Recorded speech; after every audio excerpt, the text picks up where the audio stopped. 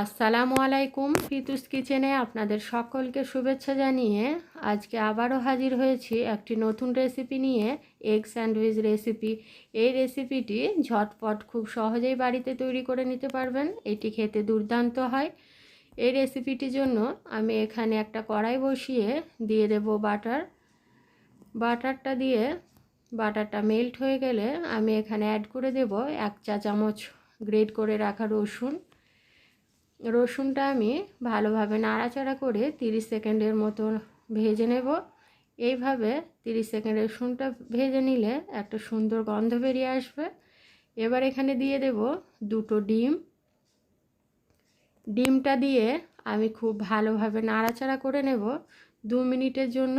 2 minute এইভাবে ভালোভাবে নাড়াচাড়া করে আমি ডিমটা ভেজে নেব।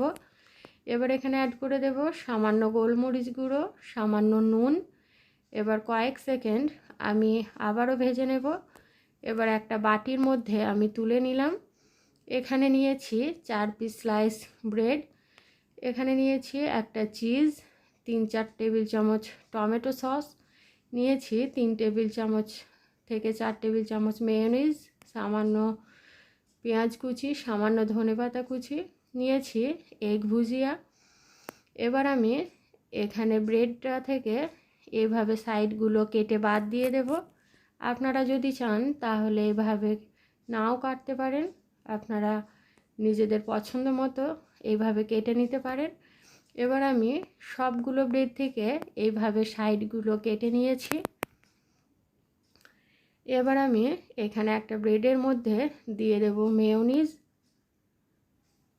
মেয়োনিজটা আমি এইভাবে চামচের সাহায্যে ভালোভাবে ব্রেডের মধ্যে লাগিয়ে নেব। এবার আর একটা ব্রেড নিয়ে আমি এখানে দিয়ে দেব টমেটো সস। মেয়োনিজ কিংবা সসের পরিমাণটা আপনারা বাড়িয়ে কিংবা কমিয়ে নিতে পারেন, এখানে নিজেদের পছন্দ মতো বাড়িয়ে বা কমিয়ে নেবেন। এবার এখানে মেয়োনিজের ওপর দিয়ে দেব ডিমের ভুজিয়াটা। এইভাবে ডিমটা আমি ভালোভাবে দিয়ে দেব। ডিমটা দেওয়া হয়ে গেলে আমি সামান্য পেঁয়াজ কুচি নিয়ে এইভাবে টমেটোর সসের মধ্যে দিয়ে দেব সামান্য ধনেপাতা কুচি।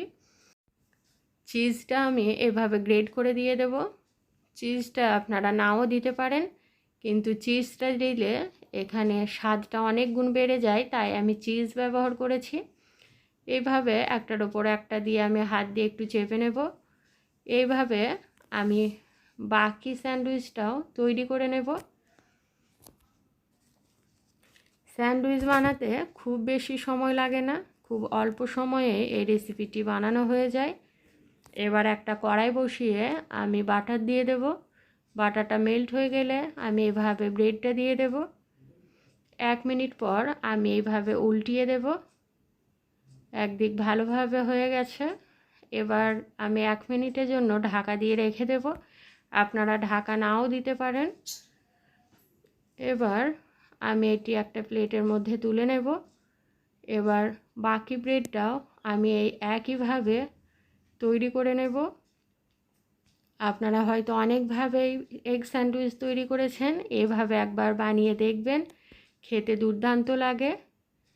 এবার আমি এই ব্রেডটাকে এইভাবে কেটে নেব। দেখুন খুব সুন্দরভাবে তৈরি হয়ে গেছে, একদম চিজি হয়েছে। এই রেসিপিটি যদি আপনাদের ভালো লেগে থাকে তাহলে প্লিজ চ্যানেলটি সাবস্ক্রাইব করে দেবেন, আর পাশে থাকা বেল আইকনটি প্রেস করে অল করে রাখবেন, যাতে আমার দেওয়া রেসিপি নোটিফিকেশন সবার আগে আপনাদের কাছে পৌঁছে যায়। লাইক, শেয়ার, কমেন্ট করতে ভুলবেন না। ভালো থাকবেন সবাই। আল্লাহ হাফিজ।